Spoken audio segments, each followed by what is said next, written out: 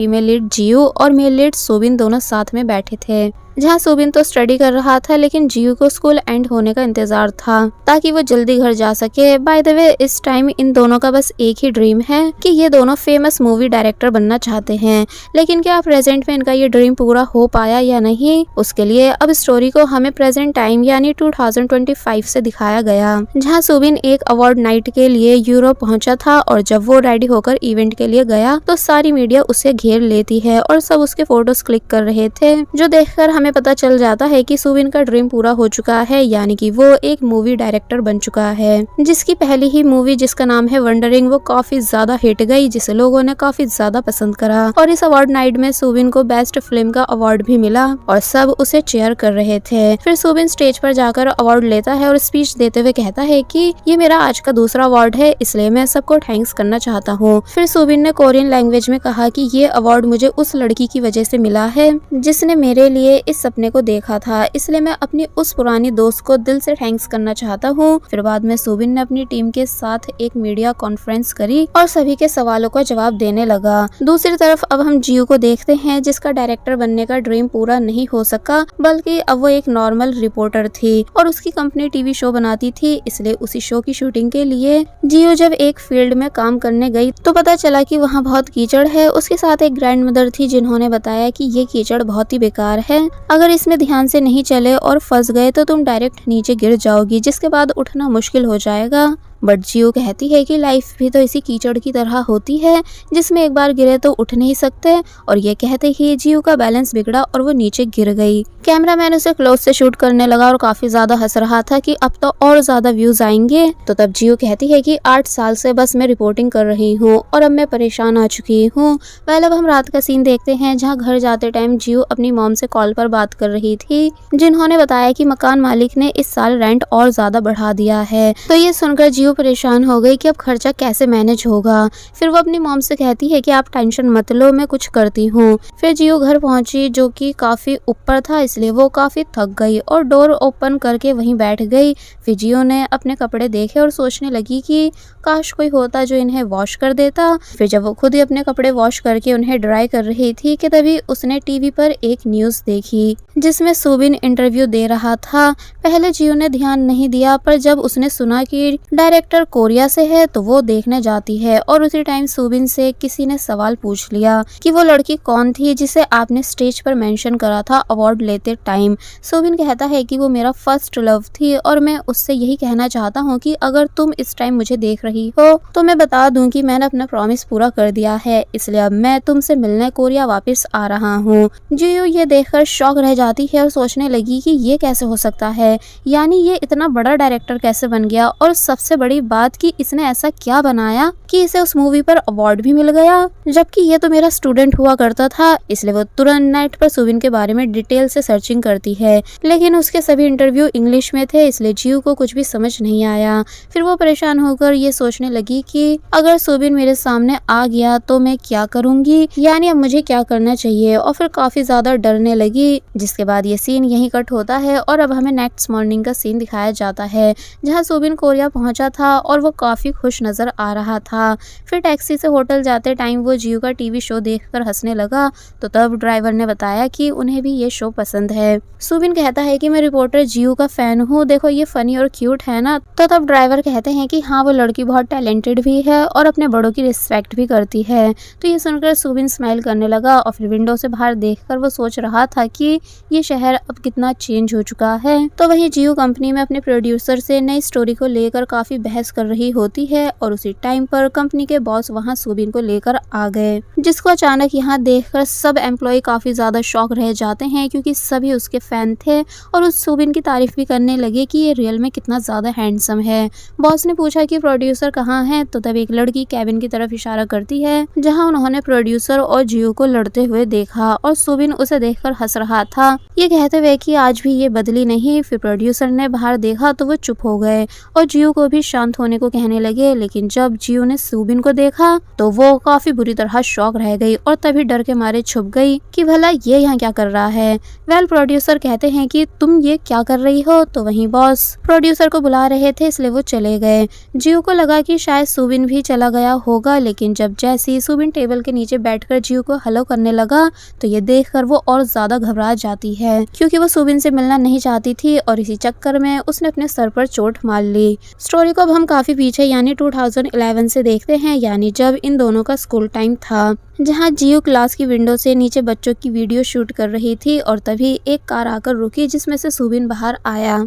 जियो उसे जूम करके देखते हुए सोचने लग जाती है कि वाव ये कितना ज्यादा हैंडसम है, और तभी सुबिन ने उसे देखा और हेलो करने लगा, तो तब उस टाइम वो फिर से पीछे हट गई थी जिस वजह से जियो के सर पर चोट लग गई थी। फिर अब हमें असेंबली का सीन दिखाया जाता है जहां काफी धूप थी, लेकिन प्रिंसिपल अपनी लंबी स्पीच देने में लगे हुए थे, इसलिए धूप से बचने के लिए जियो ने बेहोश होने की एक्टिंग करी, लेकिन सुबिन डर गया इसलिए वो जियो को उठाकर मेडिकल रूम ले जाता है। फिर जैसे ही नर्स बाहर गई तो तब जियो ने एकदम से आंखें खोल ली, जो देखकर तब इनोसेंट सुबिन को पता चलता है कि ये लड़की तो सिर्फ एक्टिंग कर रही थी। जियो ने कहा कि मुझे इतनी धूप में नहीं रहना था, तो सुबिन कहता है कि मैं सच में तुम्हारे लिए काफी डर गया था।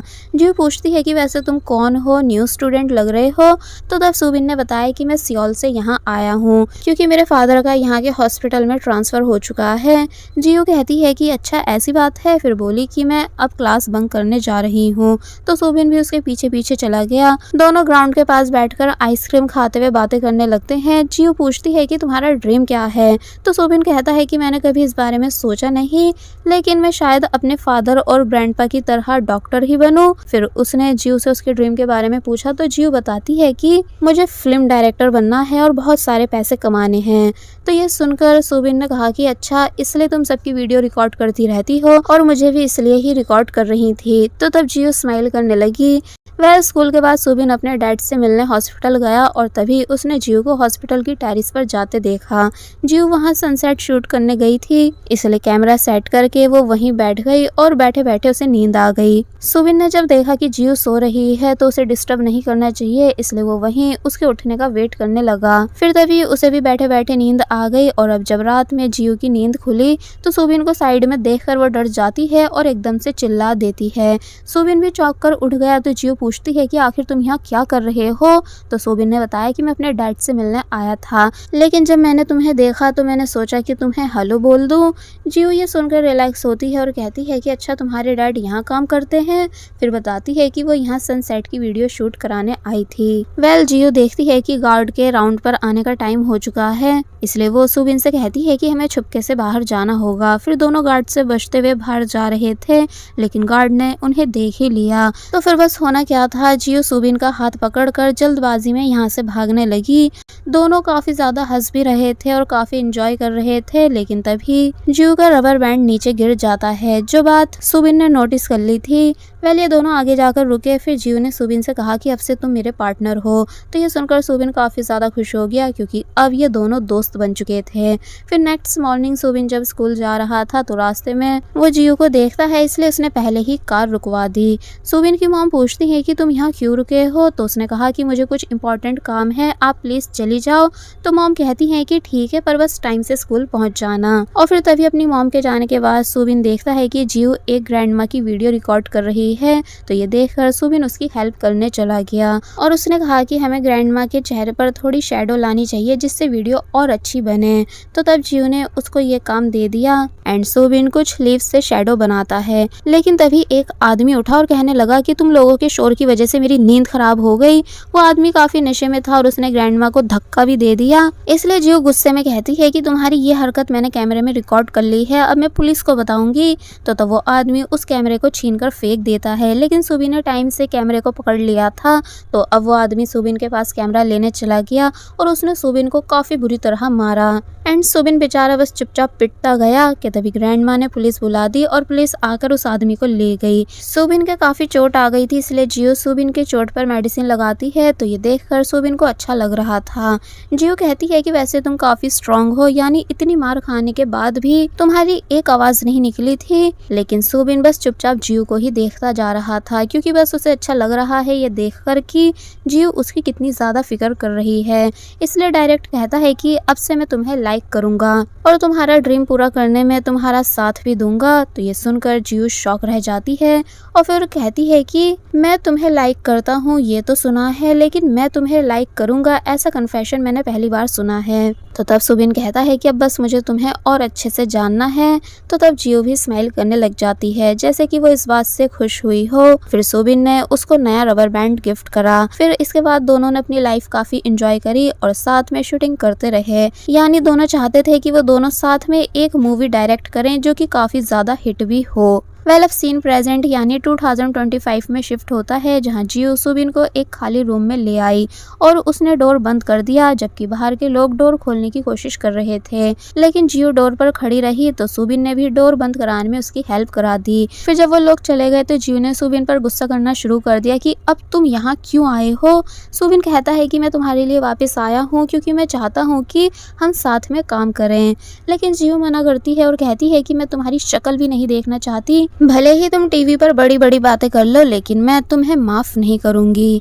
तो तब सुबिन उससे कहता है कि अभी तुम पहले ही जैसी रूड हो, लेकिन मैं सिर्फ तुम्हारे लिए ही यहाँ वापस आया हूँ। जियो गुस्से में वहाँ से चली गई और सुबिन स्माइल करते हुए सोचने लगा कि ये बिल्कुल भी नहीं बदली, सेम अभी भी पहले जैसी डेंजरस ही है, पर मुझे पसंद है। वेल जियो जब घर गई तो वो खाने का वेट कर रही थी और उसका दोस्त गियोन भी उसके साथ था। फिर ऑर्डर आया तो तब जियो थोड़ा रिलैक्स हुई और दोनों साथ में खाने लगे। फिर जियो पूछती है कि तुम ये डिलीवरी का काम कब छोड़ोगे, क्योंकि तुम तो एक एक्टर बनना चाहते थे ना।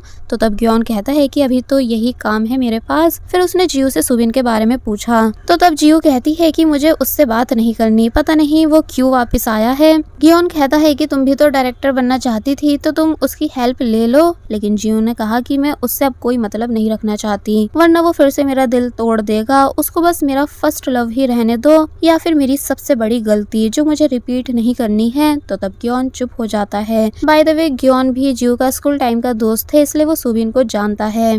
जिसके बाद अब नेक्स्ट डे हम देखते हैं कि सुबिन जब एक कैफे में बैठकर काम कर रहा था कि तभी उसने एक एक्ट्रेस हाना और उसकी असिस्टेंट योन की बातें सुनी। हाना को सुबिन का कोरिया में आना बिल्कुल पसंद नहीं आ रहा था, क्योंकि उसने सुबिन की मूवी के लिए ऑडिशन दिया था जिसमें वो रिजेक्ट हो गई थी। इसी वजह से उसे सुबिन भी अच्छा नहीं लगता है। तो सुबिन वहाँ से उठकर दूसरे कैफे में चला गया ताकि वो लड़कियां उसे नहीं देख पाए। सुबिन जिस कैफे में गया वहाँ हेलमेट में एक लड़का खड़ा था जिसने सुबिन को पहचान लिया, लेकिन सुबिन ने उसको हेलमेट में नहीं पहचाना था। फिर जब जैसी हेलमेट निकाला तो वो और कोई नहीं गियोन था। फिर दोनों साथ में बैठे और सुबिन ने कहा कि तुम अब हैंडसम हो गए हो। तो तब गियोन चिढ़कर कहता है कि मैं हमेशा से ही हैंडसम था। By the way Gion Subin को ज्यादा पसंद नहीं करता था, क्योंकि सुबिन के आने से पहले गियोन और जियो दोनों ज्यादा अच्छे दोस्त हुआ करते थे, लेकिन बाद में गियोन को लेफ्ट आउट फील होने लगा था। सुबिन पूछता है कि क्या तुम अभी भी जियो के क्लोज हो। गियोन ने कहा कि हाँ मैं उसके क्लोज हूँ, इनफैक्ट मैं ही शुरू से उसके क्लोज था। तो तब सुबिन ने जियो का नंबर मांगा, लेकिन गियोन ने मना कर दिया और कहा कि वो तुमसे बात नहीं करना चाहती है, इसलिए उससे दूर रहो। फिर गियोन जाते हुए कहता है कि तुमसे मिलकर बिल्कुल अच्छा नहीं लगा। कि तभी उसको जियो की कॉल आई और सुबिन ने गियोन को कहते सुना कि जियो अपनी पुरानी वीडियो टेप्स को कैबिज मार्केट में बेचने वाली है। वेल नेक्स्ट सीन में हम हाना को देखते हैं जो कि एक क्लब में बैठी हुई थी एक शूट के लिए, लेकिन प्रोड्यूसर ने आके उसे बताया कि जो एक्टर था उसका एक्सीडेंट हो गया है, जिस वजह से हमें जल्दी ही रिप्लेसमेंट ढूंढनी होगी। तो तब हाना कहती है कि कोई बात नहीं, मैं इंतज़ार कर लूँगी। लेकिन प्रोड्यूसर के जाने के बाद उसकी असिस्टेंट योन वहाँ आई। उसने हाना से कहा कि तुमने ये क्यों कहा कि तुम इंतज़ार कर लोगी, अगर 2 घंटे में रिप्लेसमेंट नहीं मिली तो शूट कैंसिल हो जाएगा और तुम वापस रिजेक्ट हो जाओगी। तो तब हाना सोचने लगी कि अब उसे क्या करना चाहिए। कि तभी गियोन वहाँ डिलीवरी के लिए आया। वो हाना को पहचान लेता है और जब हाना ने उसे देखा तो वो सोचने लगी कि ये अच्छा ऑप्शन है रिप्लेसमेंट के लिए। वो गियोन से पूछती है कि क्या तुम फ्री हो। गियोन ने मना करा कि मुझे और काम है, पर हाना ने उसको बताया कि एक एड शूट के लिए उसे गियोन की ज़रूरत है। गियोन मान गया। फिर उसको शूट के लिए रेडी करा गया और दोनों जब फोटोज़ क्लिक करवा रहे थे तो तब ग्योन काफ़ी नर्वस था, इसलिए हाना ने उससे रिलैक्स होने के लिए बोला। ग्योन ने बताया कि उसको हमेशा से एक्टर बनना था, तो हाना कहती है कि वैसे भी तुम्हारा फेस तो नहीं दिखेगा, क्योंकि मुझे बस तुम्हारे शोल्डर पर सर रखना है। तो ग्योन कहता है कोई बात नहीं, मेरे लिए तुम्हारे साथ काम करना ही बड़ी बात है।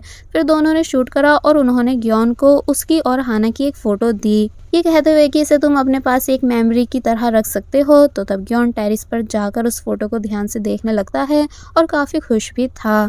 दूसरी तरफ सोबिन ने ऑनलाइन कैबिज मार्केट में वो वीडियो टेप्स के बारे में सर्च करा। उसने फिर एक फ़ोटो में जो वीडियो का स्टैम्प लगा देखा जो जियो का था। सुबिन ने डायरेक्ट ऑर्डर प्लेस कर दिया। उस टाइम जियो टेप से स्टैम्प हटाने की कोशिश कर रही थी, क्योंकि उसे लग रहा था कि कस्टमर को ये स्टैम्प पसंद नहीं आएगी, कि तभी उसको एक अननोन मैसेज आया जो कि सुबिन का था, लेकिन जियो को ये बात पता नहीं थी। सुबिन ने कैसेट के लिए मैसेज करा था, तो जियो ने रिप्लाई दिया कि कैसेट ज़्यादा लेनी होंगी तभी मैं बेचूंगी। तो तब सुबिन ने कहा कि ठीक है, लेकिन तुम्हें मुझसे मिलकर वो कैसेट देनी होगी। जियो को ये बात काफ़ी अजीब लगती है, लेकिन नेक्स्ट डे वो कैसेट का बैग लेकर लोकेशन पर पहुंच गई। जहां मेट्रो के पास जब उसने सुबिन को देखा तो वो सोचने लगी कि ये यहाँ क्या कर रहा है। जियो ने सोचा कि मैं छुपके से निकल जाती हूँ, लेकिन जैसे ही वो जाने लगी तो तब सुबिन ने उसे रोका और बताया कि मैं ही कैसेट खरीदने आया हूँ। तो ये सुनकर जियो शॉक हो जाती है। फिर दोनों एक कैफे में बैठे और जियो रेट बढ़ाने लगी। सुबिन ने कहा कि मैं तुम्हें 10 गुना ज़्यादा पैसे दे दूंगा, तुम बस मुझे ये दे दो। तो तब जियो कहती है कि तुम अपने पैसों की अकड़ दिखा रहे हो। तो तब सुबिन ने कहा कि इन टेप्स में हमारी पुरानी मेमोरीज हैं, मैं इन्हें अपने पास रखना चाहता हूँ, फिर हम इन्हें साथ में देखा करेंगे। लेकिन जियो ने कहा कि पर ऐसा कभी होगा नहीं। तो तब सुबिन कहता है कि मैंने तुम्हारा कैप्शन रीड करा था। तो तब जियो याद करने लगी कि उसने वो कैप्शन रोते हुए लिखा था कि मैं ये टेप्स बेचना तो नहीं चाहती, लेकिन किसी मजबूरी की वजह से मुझे इन्हें खुद से दूर करना पड़ रहा है, इसमें मेरी पुरानी यादें हैं। सुबिन के मुंह से ये बातें सुनकर जियो ऑकवर्ड हो गई और फिर उसने कहा कि पैसे दो, बकवास मत करो, क्योंकि फिर मैं जा रही हूँ। तो तब सुबिन ने बैग से कुछ पेपर निकाल कर टेबल पर रखे और जियो से कहा कि मैं चाहता हूँ कि हम साथ में इस स्टोरी को पूरा करें। जियो ने जब उस स्टोरी को देखा तो वो याद करने लगी कि इस स्टोरी को उसने सुबिन के साथ मिलकर लिखा था, जिसका टाइटल था ग्योनसंग लव स्टोरी। वो थोड़ा इमोशनल हो जाती है। तो तब सुबिन ने कहा कि इसकी एंडिंग हमें पूरी करनी चाहिए और मैं चाहता हूँ कि तुम ही इसकी एंडिंग पूरी करो। तो ये सुनकर जियो को गुस्सा आ जाता है और उसने कहा कि ये एंडिंग कभी पूरी नहीं होगी, यानी ये हमेशा अधूरी ही रहेगी। फिर उसने अपनी कॉफ़ी उन पेपर्स पर गिरा दी और वो वहाँ से चली गई। तभी बारिश शुरू हो जाती है। फिर सुबिन वहाँ अम्ब्रेला लेकर आया ताकि जियो भीगे नहीं। तो तब वो सुबिन से कहती है कि तुम्हें पता है ना कि मुझे बारिश बिल्कुल पसंद नहीं है, लेकिन फिर भी मैंने 15 दिनों तक तुम्हारा इंतज़ार करा था बारिश में रहकर, यानी मैं तुम्हारे घर के बाहर बैठी रहती थी और यही सोचती थी कि अगर मैं चली गई और तब तुम उस टाइम बाहर आई तो मैं तुम्हें देख नहीं पाऊंगी। फिर हम फ्लैशबैक का सीन देखते हैं जहां जियो काफ़ी दिनों तक सुबिन के घर के बाहर बैठी थी और जब सुबिन आया तो उसके बाद उनका ब्रेकअप हो गया था और जियो वहां से चली गई थी। उस टाइम भी सुबिन के हाथ में वो स्टोरी थी जो जियो और उसने लिखी थी। फिर प्रेजेंट में जियो ने कहा कि तुमने जो मेरे साथ करा है उसके लिए मैं तुम्हें कभी माफ़ नहीं करूंगी। फिर वो अम्ब्रेला लेकर वहां से चली जाती है और सुबिन वही बारिश में खड़ा रह जाता है एंड वो काफी ज्यादा इमोशनल हो रहा था, क्योंकि पास्ट में इन दोनों के बीच कोई मिसअंडरस्टैंडिंग हुई है। और बस फिर इसी सीन के साथ ये पार्ट यहीं पर एंड हो जाता है।